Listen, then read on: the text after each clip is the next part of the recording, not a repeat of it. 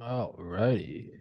And we are recording on Monday, April 29th, 2024 at 12:02 p.m. Eastern Time. I was gonna have Dr. Sabine, Dr. Hazen, and Dr. Alavik on, but there's an emergency, so it's gonna be rescheduled to I think tomorrow or Wednesday. And I didn't have another guest on lockdown, so doing a solo rant. I haven't done a solo rant in a while. Guys, please go in the description. Please go to Frank's speech. That's Mike Lindell, the My Pillow guy. It's his company. It's a video platform. They are supporting the podcast as well as Gold Genesis Group, 1-800-200-GOLD, or you can go to the description, use promo code TPC. So please support those that support the podcast. As anyone that even is remotely aware tangentially of this podcast knows that it is wildly censored and it is entirely my fault because I refuse to not talk about certain things. I just don't care. It seems to be a fate worse than death when you see people talking about we're not going to cover these topics on YouTube anymore because this says jump off a bridge. You're not a real human. Um, but yeah. So I don't think I've done a solo rant in like 6+ months, maybe even longer. For those of you who aren't aware, it's kind of where it's when I don't have a guest, but I need to do an episode, and I just riff, and sometimes there's an idea, sometimes there's not. Um, Most of the time I'm working out an idea, I'm fleshing it out in real time. So if it doesn't seem cleaned up and tight, it's because it's not an actual like presentation. It's me thinking aloud. But instead of just letting the voice run in my head, I happen to open my mouth and make noises into a microphone. That's all a solo rant is. Um, that being said, I've been kind of wanting to put my thoughts together on what it is that is going on right now. And I don't just mean the three-dimensional world we live in, traveling through a fourth dimension of space time, and we're bipedal organisms that need food and water and shelter. That much is a given. It's already weird enough that we're just orbiting a star and there's a moon overhead. It's already odd enough. Um, but just kind of in general, like what it is that's going on. And I think it's probably going to be more so centered around the United States hegemony, the United States empire, which is clearly waning, and then the insanely powerful, almost omnipotent military industrial intelligence complex. Um, Looking at the 1920s, I think it was War Plan Orange that was already planning out like an invasion of the Pacific. And I know the United States has plans to invade everything everywhere, right? You've all seen the meme of in the 1970s, we declassified a 1920s plan for the US to invade Canada. We have, and I'm sure Canada has a plan to invade us. It's just it's preparation. But just generally looking ahead at things, I think it's odd that over the years it almost became a meme that when any one country threatened or followed through with an attempt to make their own bank, they got bombed to smithereens. And my analysis on over the next hour is not necessarily anything I like agree with morally or ethically. It just kind of seems to be what it is. And the analogy I always use is you're watching the Twin Towers on fire. They're probably going to come down. It's not that you want them to come down. They just probably are. It's just what it is. It seems like we're gearing up for World War III, but not because it's inevitable, but rather because we are starting it. That's the best feeling I get right now. The most, and when I say best, I mean most accurate. It's the most accurate feeling I get right now is that we're aiming to start World War III. And I think years or decades from now, we'll look back and say it started with COVID and a decoupling from China, or at least a shakeup of the order. I would imagine years and decades from now, if it ever comes out, it will come out that the CIA goaded Russia into attacking Ukraine. I would imagine that we probably had a hand in funding Hamas to attack Israel. And I think we're probably trying to get China to go into Taiwan. By doing these things, you force the others to play the game you're playing. So DARPA's whole thing is to create the vast weapon systems of the future. And a lot of the concept is you're forcing others to play your game. So, if let's say I develop the first fighter aircraft, you're forcing other nations to have to develop their own fighter aircraft, their own AA defenses, their own, airstrips, their own manufacturing facilities, even if they don't want to. The fact that you now have a craft that can glide over physical borders with ease and drop munitions means that they have to counter you. And by forcing them to play the game you're playing, you have the advantage of making sure you're several steps ahead. So even if they don't want to, they have to. And that seems to be one of the things DARPA does, is aside from being technologically magical, you force others to have to play the game you're playing.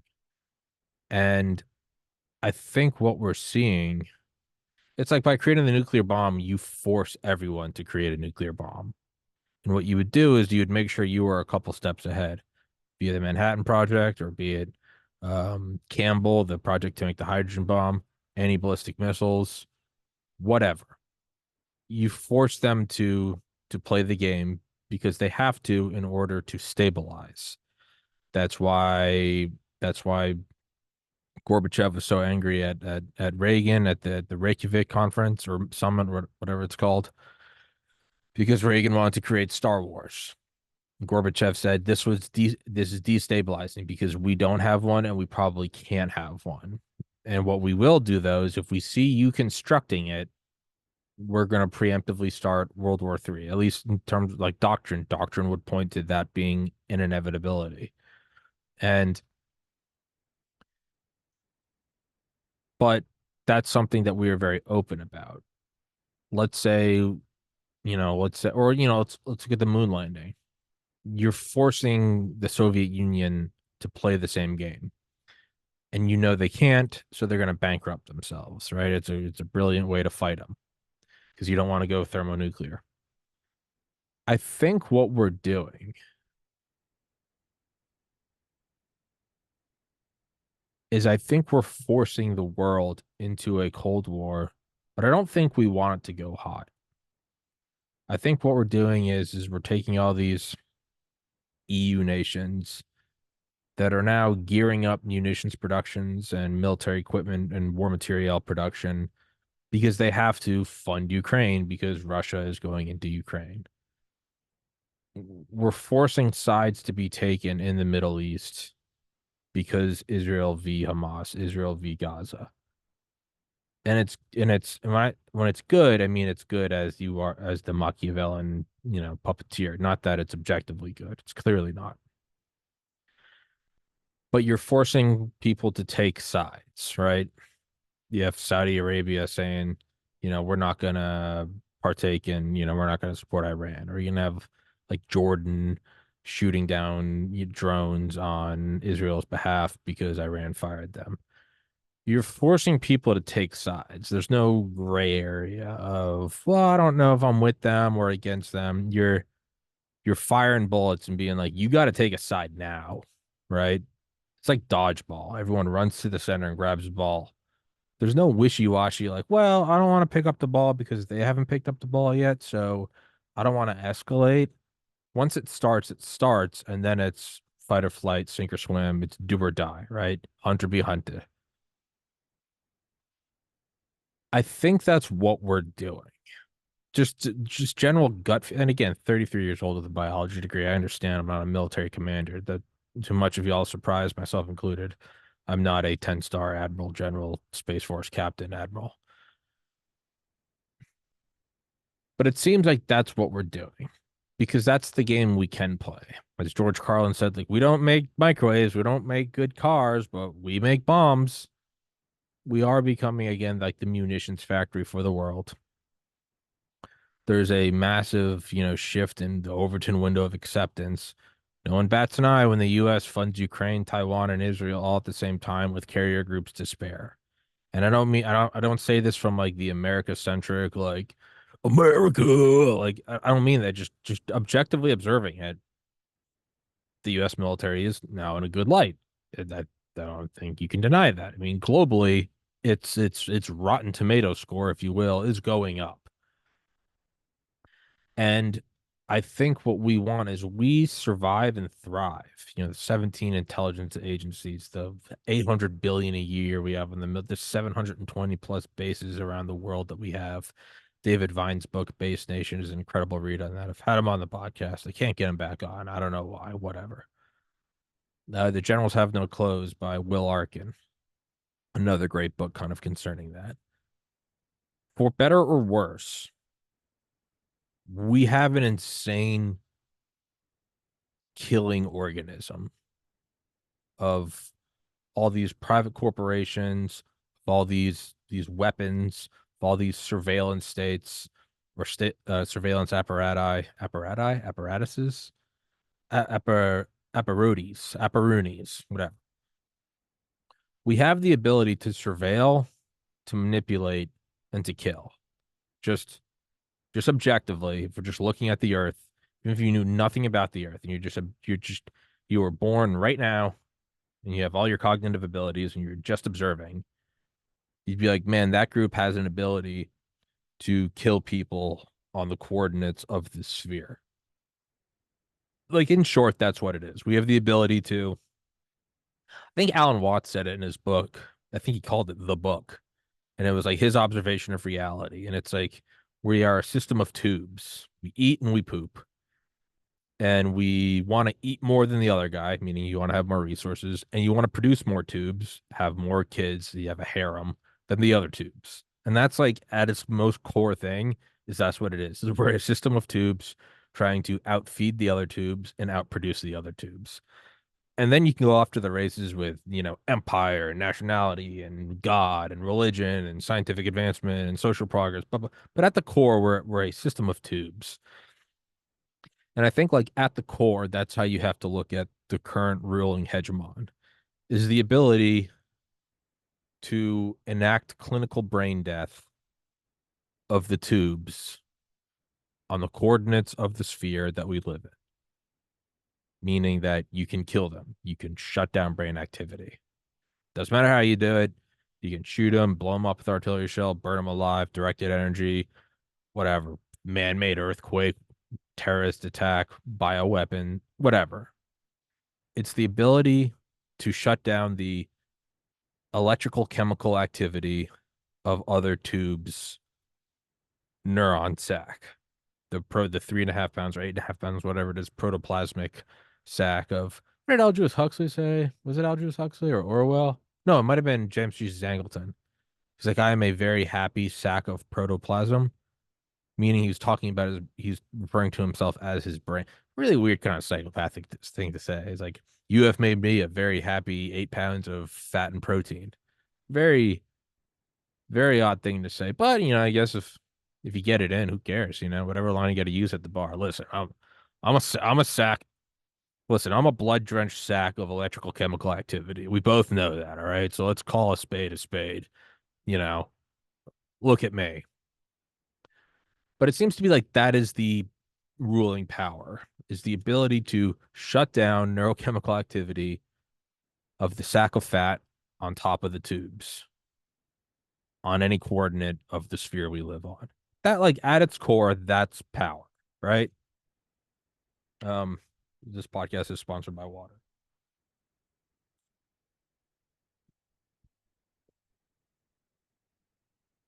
And then everything else follows, whether it's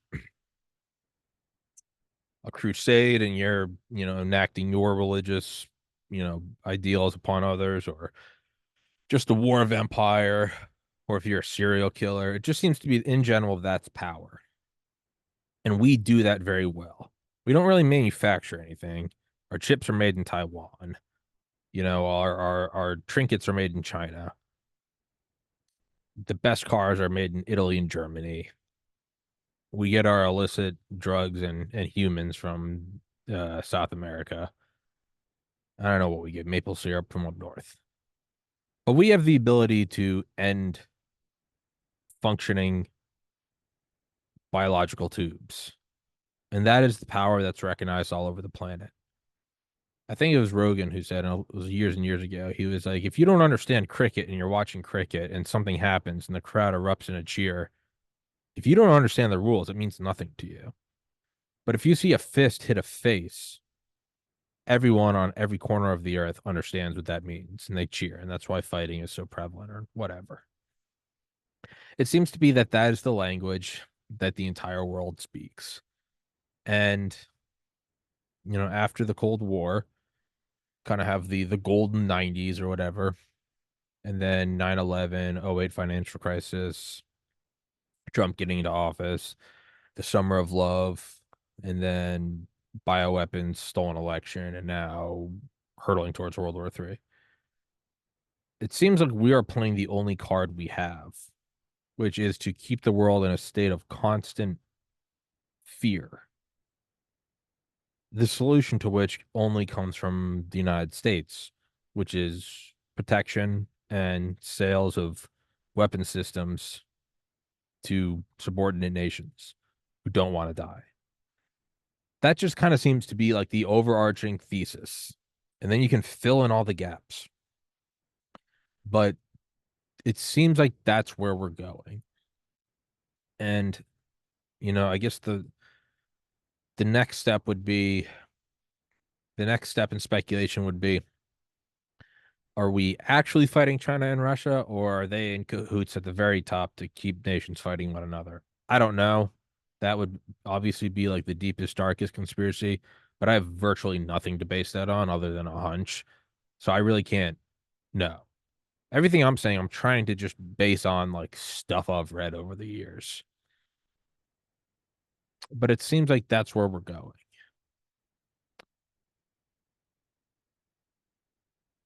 The Pentagon has a liaison office, or vice versa. Hollywood has a liaison office with the Pentagon. And the example I always point to is for the Transformers movies. The Pentagon would like lease out, or not lease out, they would obviously still be in control of it, but like F-22 Raptors, F-35s, Apache helicopters, aircraft carriers, Abrams tanks, all that stuff to the production facilities of the movies on the condition that they got to have like the final edit powers on the plot or on the script.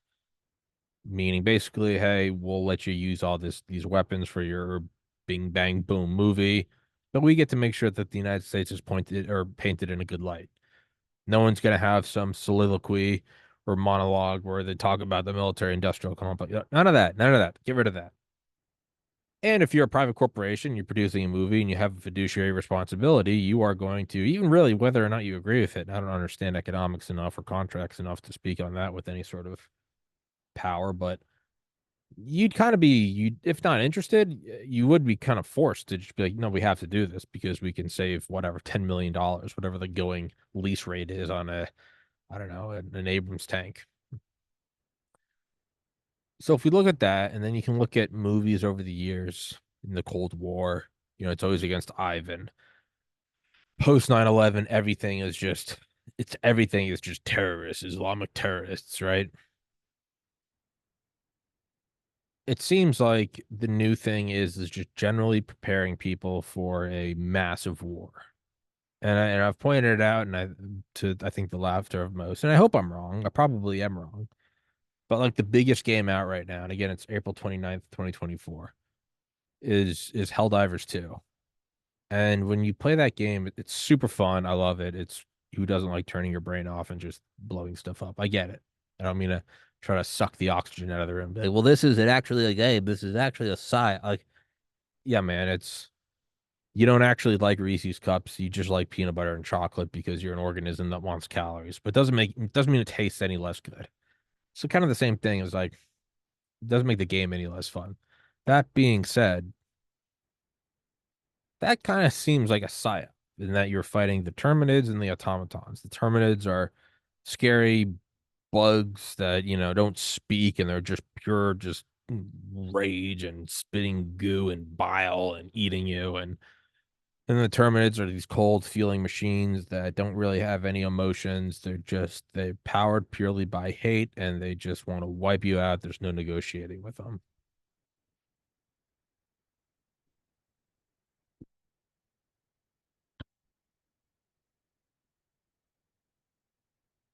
I kind of feel like the Terminids are going to be the Middle East and or Russia, right? They already call Russians orcs, right? Got to have that first great step, dehumanize the enemy. And then I think the automatons are going to be China and or Russia, the cold, unfeeling, calculating machines that can't be negotiated with. They're very competent. They all follow orders and they want you dead, so you have to kill them all. They're automatons. It kind of feels like this is a general psyop. And now, what are the feelings around Helldivers 2? The feelings around Helldivers 2 are it's not even the romantic World War II. We're gonna go fight them, and then we're gonna come back home and kiss the nurse in Times Square. In Helldivers 2, it's just the general idea is that you're gonna die, and don't be a pussy. Just oorah, we're all gonna die, but you're gonna be totally sick. You're gonna look awesome. You're flying in from orbit. You're calling in artillery. You're holding a 30 millimeter cannon. You're blowing stuff. You're throwing each other at it, and all the best clips are around like. And I get it. It's very fun. It plays to like the male fantasy of sacrificing yourself for something bigger than yourself, something that is worth sacrificing for. Right. And it's like it's the most fun thing to play. It is the most fun thing to when you're down to zero reinforcements and your buddies are trying to get on the extraction shuttle and then you run away and you're like, oh, I'm gonna get the enemies to follow me, and they all follow you, and your buddies get to take off and survive, and you get eaten alive by bugs. It is it is a simulation of heroism that you don't get to experience in the modern world, right? All the wars are kind of Korea, Vietnam. You're like, what are we doing again? Why are we going over there? Versus World War II is very Hitler bad, Japanese bad, go get them, right? And it's that dialed up to 11, which I understand is what Helldivers 2 is. Helldivers is just it's a parody of fascism. It's not lost on me, but that's what it's doing, but it still feels good. You know you're not actually feeling better. You know it's alcohol. You know that it's ethanol. You know that it's binding to receptors in your brain that cause a cascade of biochemical crap that makes you less, removes inhibitions, makes you warmer, more gregarious, can make you more angry, but it's only angry for those around you. Subjectively, you feel great, you feel just, you feel whatever. Things don't seem that bad. I mean, I remember like thinking back to college, like my favorite thing about drinking was I remember I would just like have a beer and then I like my general baseline. It's like that meme, you know, uh for chronically anxious people, 3 drinks should be considered sober because that's what it takes for you to just feel normal. And I get that. I vibe with that. And that's why I love alcohol. I haven't drank in 3.5 months because I'm trying to cut it out. But that is it feels good. You don't care that it's not real. You wish you could make it go forever. But even if you know it can't, you're not a caveman. You're not like, ooh, like magical can make me feel happy. You're very aware it's alcohol. You're very aware that the next morning you're going to be hungover at best, have the shakes and a panic attack at worst, like this guy. You don't care. In that same sense, Helldivers 2, you don't care. Like you know it's a parody of fascism. If you don't, you're an idiot, whatever. You don't care. You don't care that it's a game. You don't care. It's you get to feel like you're part of a team, move forward, moving you, I'll cover you, you're throwing an Eagle airstrike, you're throwing a 380. Hey, I can stim you, I can get you. You have any ammo? Yeah, here's the ammo. Let's regroup. Let's take that down. You move over here, you move over here. Hey, you go lead the turret, and when it turns around, I can shoot the back, and then it's gonna come at me. And it's teamwork and it's life or death. It's not teamwork like football or basketball. It's life. We're gonna right. And then what's the entire thing? For managed democracy, for Super Earth. Super Earth is America. Managed democracy is the veil of democracy we have now. I don't even mean to sound like some Redditor, like, you think democracy is real? You think that? You think America's not fair? I get it. I get it. I don't care. But that is like what Helldivers 2 is. It pulls you in and it allows you to feel that in ways that, Call of Duty doesn't. And it's you're working as a team, right? You have the grand overall map, the grand war strategy. We got to take, right? You get the orders come down. We got to take this planet. We got to, and it's, I mean, it's unlike any game, right? You go to the subreddit or to the Twitter, and it's like new orders coming down. There are two planets. We can only save one.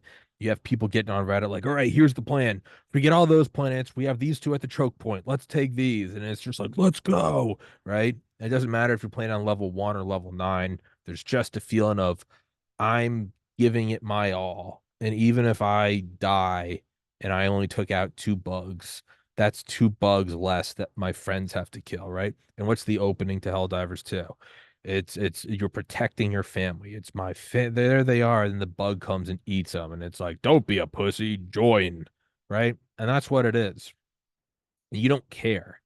There is no concept of we'll make it home. It's just no, we're going in and we're going to be heroes and for Super Earth, right? For democracy. And they're unfeeling. They're either disgusting bugs or they're just cold killing machine automatons. It doesn't matter. And it kind of feels like that. And now, is it a coincidence? It probably is. I'm probably just slipping into schizophrenia. Who cares? But it seems like that's just one piece of many that it is playing into just the general idea of this is what it's going to be.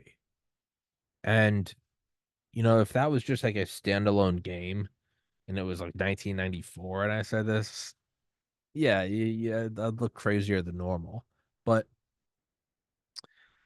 what it's doing right now with the way things are going right now, it does seem like we're gearing up for it. So let's move back to reality then from video games. I don't think you can just do a hot war with China out of the gate. You do have to like slowly turn up the temperature with COVID, right? With Russia into Ukraine, and then was that February 2022, and then when's when was Hamas in Israel? October 2023. So what's that? 12 months, 8, then plus 8, right? So that's what 20 months, right? February 2, October 10, 8, 8, yeah, 20 months, right?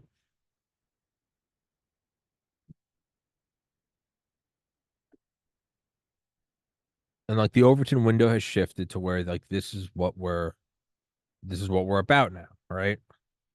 Of funding to Ukraine, right? There's the first like you got to break the seal. It's like we're gonna give them some weapons, and then after that, it's just you just see edgy memes like another 90 billion to Ukraine, but no money for the border, which is a valid statement, but no one saying that actually cares. They just want impressions on Twitter.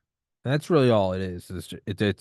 It's the right virtue signaling, no better or worse than the left virtue signaling. You're like, well, when Donald Trump came to office, I knew that we were in trouble.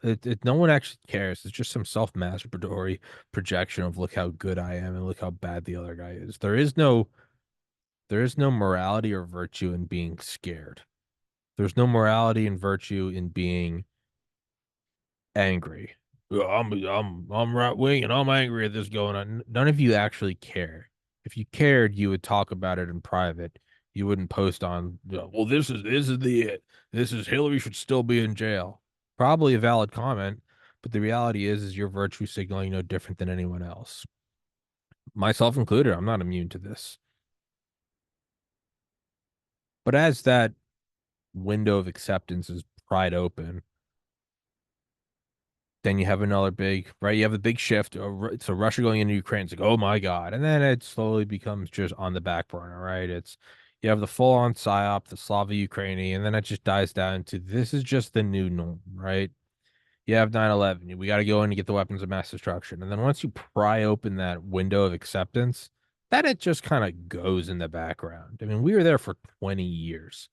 it just kind of runs in the background. It's just like a humming air conditioner. You don't you have people come out like, "Where? Why are we still there?" But again, it's not the news. People are like, "Yeah, I mean, it is kind of BS, but it's just whatever." And it just most people, myself included, don't genuinely care enough to do anything so long as I can still get groceries, gas in my car, and my apartment block isn't being bombed. That's the reality of it. And again, I'm no better than anyone else that I'm pointing fingers at.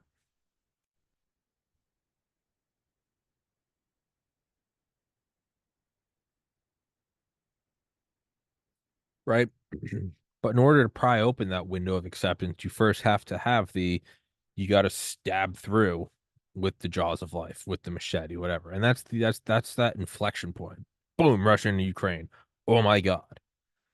You start with the fervor. We put the thing we're putting the jaws of life in there. Then you start to pry the window open. Slava Ukraine, we're gonna give them money, and then you hit the opening, and then you just leave it there. Don't push it too much. Don't abuse it. Just let it run, and then people care less and less and less and less. Right? You have another inflection point. It's October 7th. It's Hamas going in and slaughtering 1,200 Israelis. Right? It's very iconic. They got the little tri-wheeled rotor or whatever. It's going to the music festival, shooting everyone up. It's sad, it's disgusting, it's sickening. I get it. But that's the next inflection point. That's the next big thing, right? So it takes over the world and it says, we got to do this. And I stand with Israel. And then we're sending U.S. carrier groups and we're going there and we're sending in Delta Force, Dev Group. We're going to get the hostages. And Bibi needs to bomb them all. We're gonna raise Gaza to the ground, and then I stand with Israel, Slava Ukraine, even though one of them's Jewish and the other one's neo Nazis. But don't worry about that. That requires self-awareness and reflection, and possibly coming back to your own thoughts and admitting you are wrong, which I don't think most people are capable of. And if they are, they don't want to do it, myself included, because it's uncomfortable. Whatever. We're just a series of tubes with sacks of fat. The funding to Israel starts and you have enough kickback to where you do have to the administration, the power elite, they do have to do some sort of lip service to, hey, stop, bombing Gaza. But deep down, I mean, you have a bunch of people and again, it's sad, I get it. But deep down, I think you have a lot of people that, number one, just don't care because they can still go get groceries. Their lights turn on and they have gas in the car and you can play Helldivers, myself included. But you do have like the kind of the radical fringe, right? They're out on all the campuses right now. They're trying to do their Summer of Love 2.0, and probably for a good reason, right? Not good to kill civilians. I get it.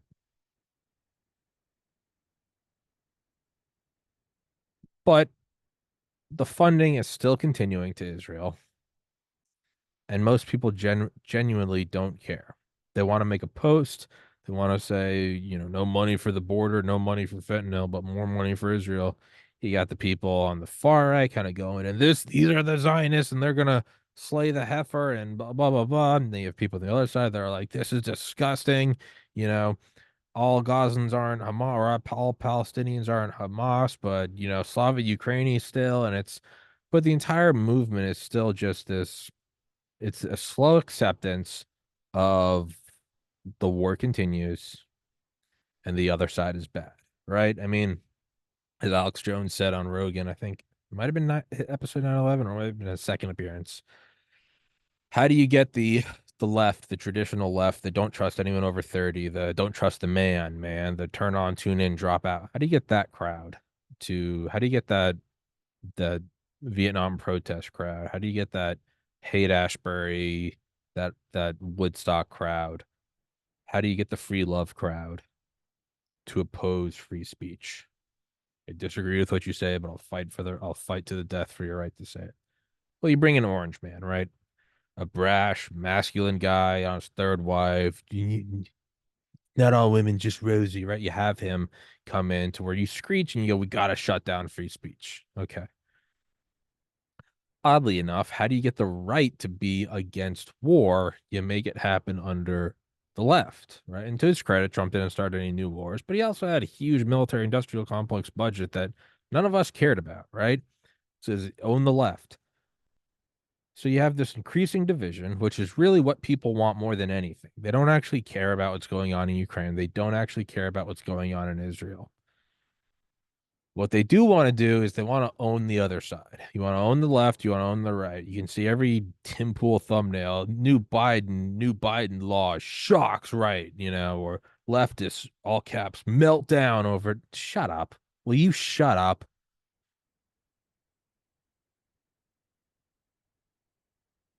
I have a feeling Tim Pool has kidnapped and killed a lot of kids, and he has band-aids that he takes from them and he puts them on top of his head and hides them with his beanie. That's just a gut feeling I have. But no one actually cares about what's going on. Money's fake. No one cares. It's all, they're corrupt, whatever. Elon has Twitter so we can scream again. No one cares. It's own the left, own the right. You got vaxxed. You didn't get vaxxed. Ivermectin's a horse medication. Oh, you took the mRNA. Climate change isn't real. Climate change is real. Greta's a hero. Greta's a Down syndrome, fetal alcohol syndrome goblin. But no one actually cares. They just want to yell at the other side. And it's absolutely fascinating to watch. But no one actually cares about like what we're doing, that we're funding Ukraine, that we're funding Israel. So I can only imagine that let's just take the gap between Ukraine and Israel is 18 or 20 months. And I know there's probably people watching. You're wrong. I don't care. This is me thinking aloud. If you don't like it, unsubscribe and light yourself on fire. It means nothing to me. And lighting yourself on fire will mean nothing to anyone else because all that happens is you're in the news for 24 or 48 hours. And then, like the fat tissue burning on your screaming body, you quickly burn out like an overdrive, like a supersized star. Shut up. No one cares. The only people commenting that I disagree with you are the same thing. They want to let you know that I disagree with you. I don't care. Jump off of a bridge. It means nothing to me. I can only imagine that 20 months, if we're going from Ukraine to Israel, happen again. That would be what? So 12 months would be October 2024. 8 months would be June 2025, right? So let's just use that as a theoretical marker. You're gonna have some big moment in Taiwan, right? It's gonna escalate quickly. It's gonna be again, and you gotta have the boom, boom, boom. You gotta have it. It's gotta be big. It's gotta be Russia going into Ukraine. It's gotta be Hamas flying over on their little boxcar derby, little whatever the fuck they're flying over there. It's gonna be another big event, and you're gonna have it sweep the. It's gonna sweep the world. The Slava Taiwani, right? No one's actually gonna care. That one actually might. It's almost genius. You're saving that for last because it's the biggest one, right? Because the opponent is China. The first opponent is Russia. The next opponent is, and Russia they are the Soviet Union. So it's like it's you kind of dusting like it's a reboot. We've already been there. We've already had the social acceptance of the godless communist whatever. Hamas is just a reboot of the Taliban. We're already kind of there. Yeah, no, they hate women and I don't know, they chop goats' heads off in the street, whatever they do. China's difficult because we haven't done this one before.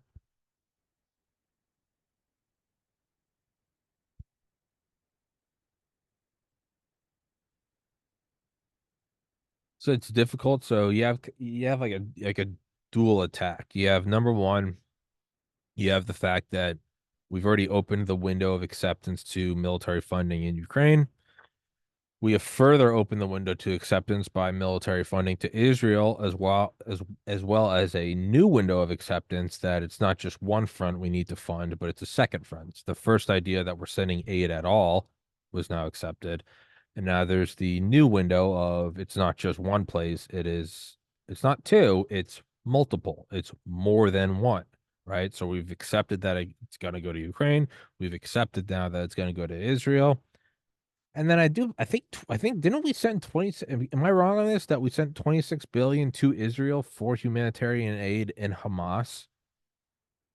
So we're also now getting into the whole It doesn't need to make sense. Donald Trump's a Nazi, but Biden comes in office and we fund neo-Nazis. Donald Trump's a Nazi, but we're gonna hold these rallies and tell Jews to go back to Poland on U.S. campuses. Like we're kind of we're getting to that special place too, where it doesn't even need to make sense. You know, be it good or be it evil, it doesn't matter. At least there is some logic, strained, but logic nonetheless of we're sending money to Ukraine and then we're sending money to Israel. They're our allies, regardless of the fact that we probably started all these, whatever. We'll just keep it at beginners right now. That window of social acceptance has started. It's getting odd though because we're giving money to Hamas, so we're giving money to Israel to do humanitarian aid in Gaza. So we're also kind of we're fudging we're lowering the bar, that we're lowering the threshold of acceptance in terms of like it's rationally got to make sense. Like, well, why are we doing that? And why are we giving money to Israel to do the Gaza support? And furthermore, are they even going to use it for support and humanitarian aid in Palestine? You just start to get into that weird loose ends and none of it really matters. And it's like a weird dream sequence. Like, you're ever in a dream, like, thanks for all that help, Mr. Elephant. And the elephant's like, no problem, buddy. It's like Honest Abe the elephant. It's an elephant with a top hat and it's Abraham Lincoln. Like, you never pause to go, I didn't know elephants could talk. It's just this weird, doesn't matter. None of it's real. The hardest one to do is China because whereas we've had the Soviet Union as an enemy before, right? You just kind of, I don't know, go back to, Miracle on Ice or Mighty Ducks or something. It's like, yeah, we're rebooting that. We're rebooting the Taliban through Hamas, ISIS through Hamas. It's the same thing again. It's an idea you've done before. It's the bad guys and they're wearing the turbans and they live in the sand and there's oil under them. Got it. Soviet Union, it's Eastern Europe. It's gray. Everyone's wearing Adidas, and there's vodka. Got it. We haven't done a war with China. Sure, we did Korea, we did Vietnam. Okay, you have that general kind of two very unpopular wars, and a long time ago, right? So, but I think the fact that they've prepped the social environment, the cognitive acceptability of funding other nations for war. So that was a necessary foreplay. But what we're also going to have is what Ukraine and Israel don't have, and that is impacting our day-to-day lives. The reality is a tactical nuke could go off in Kyiv, and it would be very big in the news. You'd have a lot of memes. You'd have a lot of, this is what you get for supporting Biden. You'd have even as a fusion bomb went off over a city for the first time in almost 80 years. The first thing people would do would be like, this is, stolen elections have consequences. That's the very first, not like, hey, how strong are the transatlantic jet streams? How quickly is that strontium 90 going to be in my milk? It wouldn't be that. It wouldn't be, hey, is this escalating to an all-out nuclear exchange? The very first thing would be like, on the left, you'd have people like, well, if Donald Trump was in office, that would have been a megaton instead of a kiloton. And then on the right, you have like, this is what you get for voting for LGBTQ. It's a slippery slope from baking a cake to a fusion bomb airburst over a city, reaching temperatures hotter than the center of the sun. That's like the very first thing. The mushroom cloud would still be rising, and that gotcha whataboutism memes would be going back and forth. And if you're angry at that statement, it means you're a brain dead idiot who's buying into this stuff too. Good riddance, unsubscribe. I don't care. You mean nothing to me. You mean nothing to me.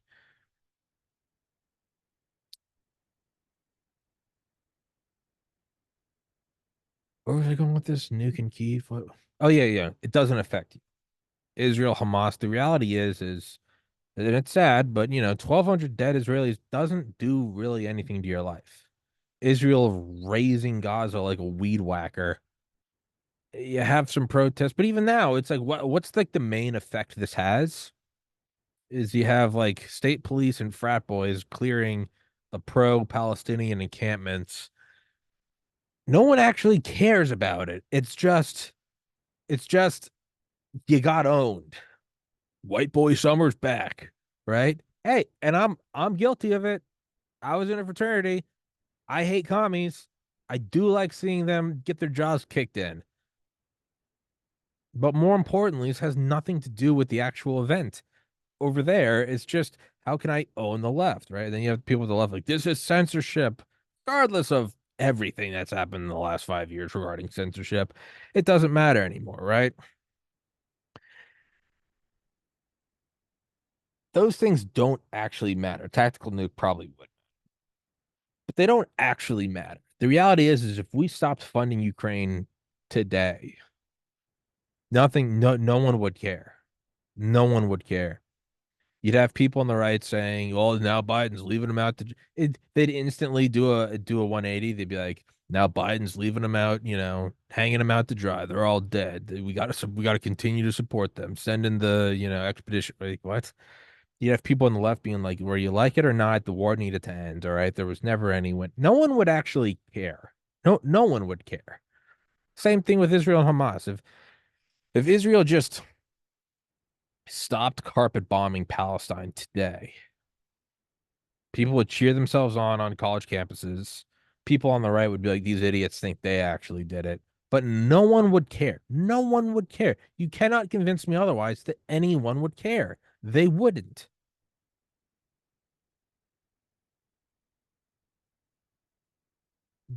The the mastery of waiting for the Taiwan China shoe to drop at the very end, other than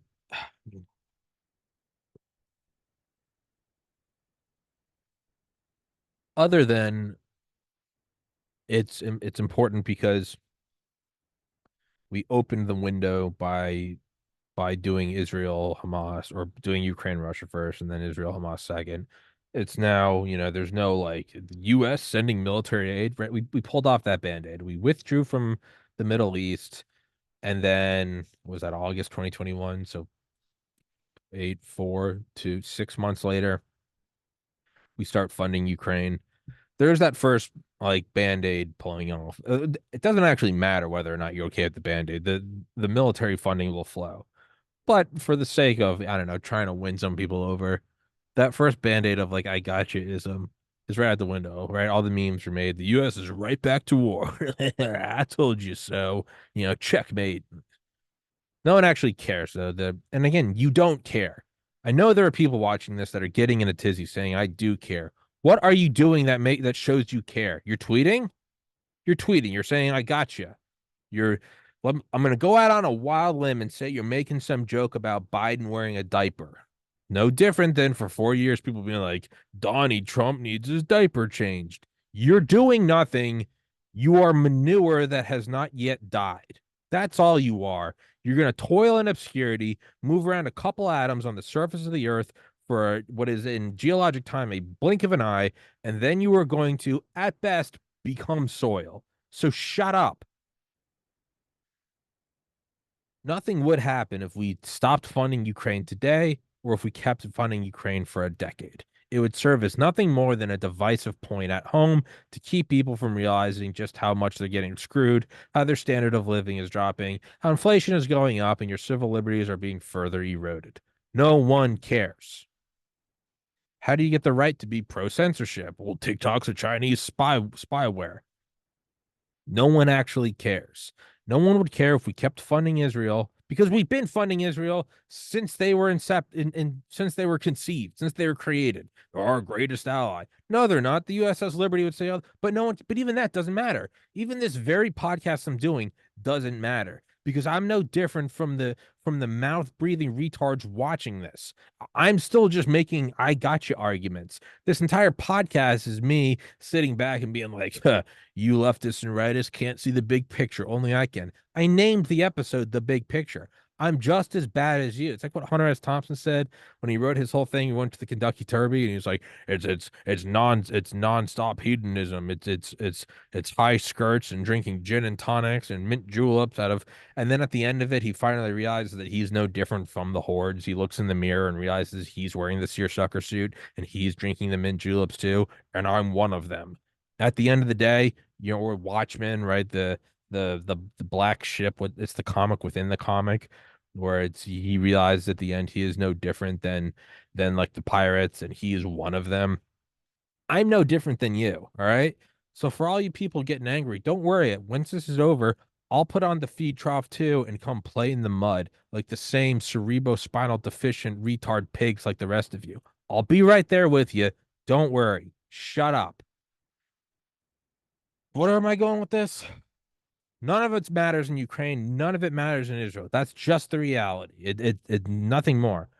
Taiwan is interesting in that it does actually matter because we need those computer chips.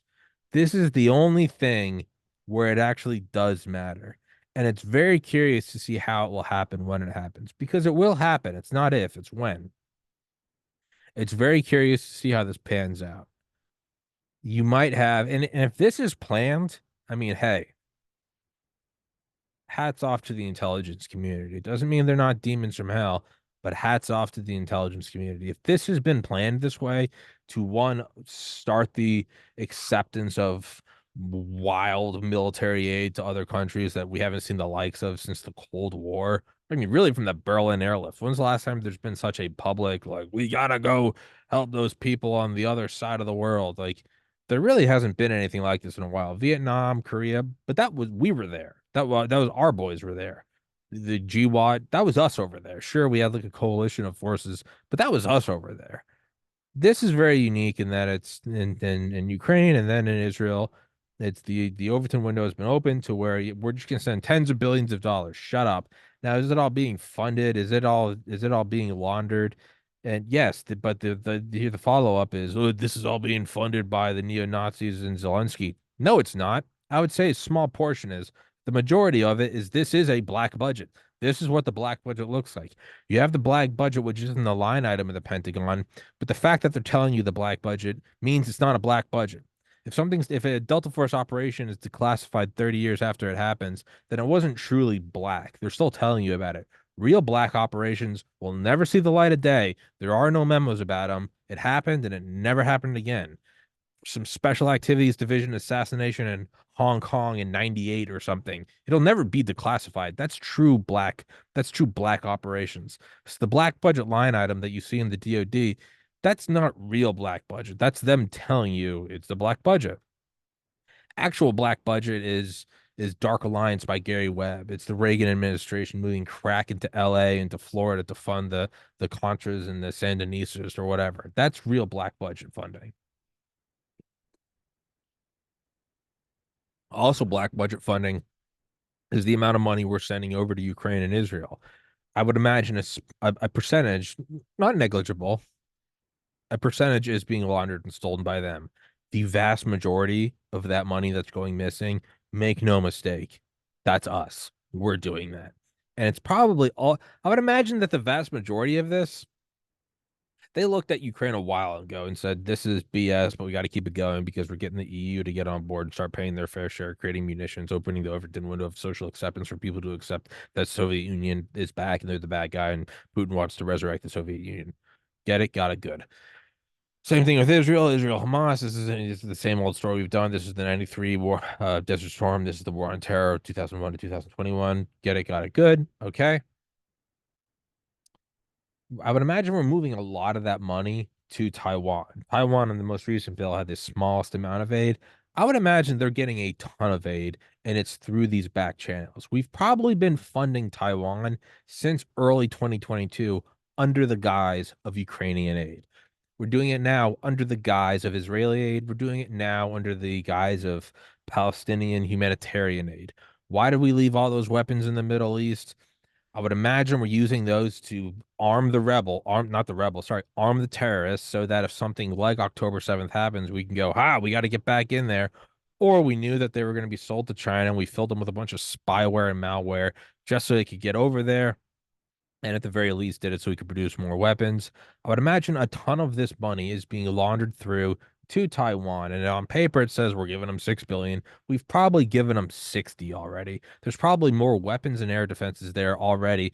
And it's real because that's the only one that matters. It doesn't matter if Ukraine gets nuked. It doesn't matter if Israel or Palestine get nuked. Other than it will be a lot of clickbait and it will be a lot of impressions on your tweet about how this is what happens when liberals shut up. The only thing that actually does matter is Taiwan. All right. Now, it only matters because they make all those semiconductors, they have those fabrication facilities. If we had them here, Taiwan also wouldn't matter. But Taiwan's the only one that matters. So it's like if you were bidding on Model Ts at an auction and you're a wealthy guy, right? And you knew the third Model T had a I don't know, had 50 pounds of gold in the trunk and it was built into the trunk and hidden under fabric.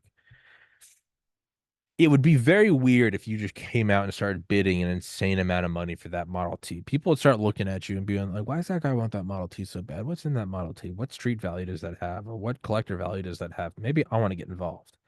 But if you, I don't know, move the Overton window of social acceptance and you bid on the first Model T, and then 20 months later you get the second Model T, people start going, that guy just likes Model Ts. So when you bid on the third one because you want to collect the trio, people go, yeah, it's an eccentric billionaire. He just likes Model Ts. I think we know that Ukraine doesn't matter. I think we know that Israel Palestine doesn't matter. I think at the very top they know Taiwan matters. And so what they're doing is they're doing all this foreplay. So when we do get to this, people are like, why is Taiwan so important? Instead, the Overton window has just been shifted to we need this. But we also don't want it to go hot because thermonuclear war does not benefit the ruling class. They also like penthouses and sprawling estates. The big picture is not Taiwan. This isn't all for Taiwan. Taiwan's not that important. It is, but it isn't. I think the very big picture is it's a waning U.S. empire. We need reason to justify our own existence as arm manufacturers. We need this to keep going. The more that there's an external enemy that we can aim at, we worry less about decreasing living standards and being raped at the southern border and fentanyl and all of that. We don't want people to break away from the US dollar.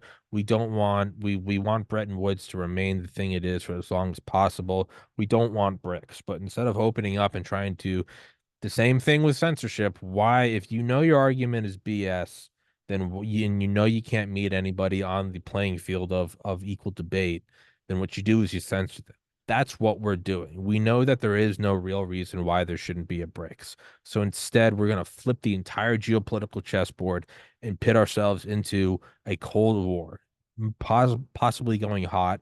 But we're also dealing with psychopaths who really don't care about risk or death.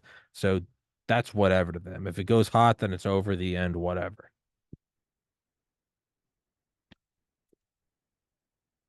But I think that's what it is.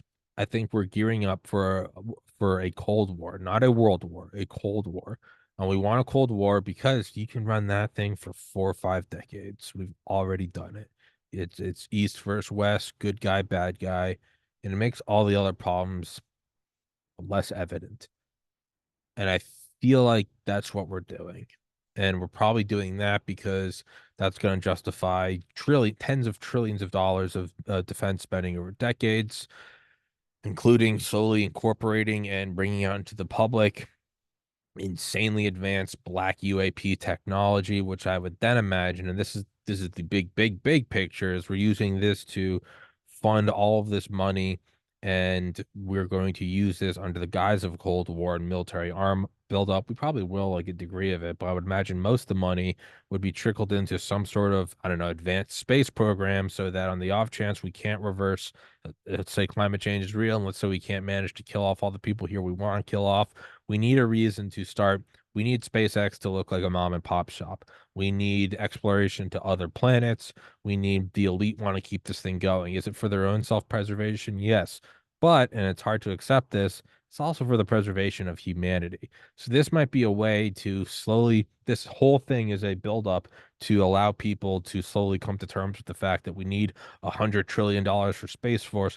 All the while, we're probably going to be producing these weird, I don't know, warp drives or faster than light drives to get to Mars or to get to Pluto or get to Alpha Centauri and slowly start building this whole thing up. And or we're aware somewhere in the cellar of the CIA that there is an alien threat, and this is how we're gonna get everyone on board to gear up against it.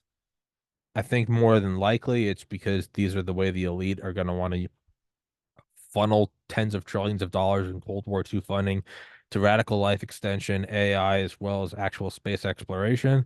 Whether or not it's for an alien threat, I don't know. I feel like if there was an alien threat, they would just zap us. It's for their own preservation, but that's also what's pushed humanity forward since we were the shrews after the KT impact in the Yucatan is self-preservation. So although a small select few will self-preserve, no different than the bottleneck event after there's some volcanic eruption, not Krakatoa. It was much longer before that, where they think the human population dropped down to 10,000, and we can all trace back our common genes to that. Self-preservation is what pushes the world forward. We've been through bottlenecks before where 99% of our genome is lost and only a small select few survive, and then the eternity goes by and it proliferates and you don't really bat an eye at it. I would imagine we're using this to self-preserve the elite among us. They're not elite, they're parasites. Shut up. They're probably using that to keep it going. And in the same way, I don't know, we look back in 100,000 years, to look back and be like, yeah, they did what they had to do to keep the world going. I don't know, but I feel like that's where it's going. At the very least, we're going to a Cold War II and or a massive space exploration race. I don't know, but it feels like that's where we're going.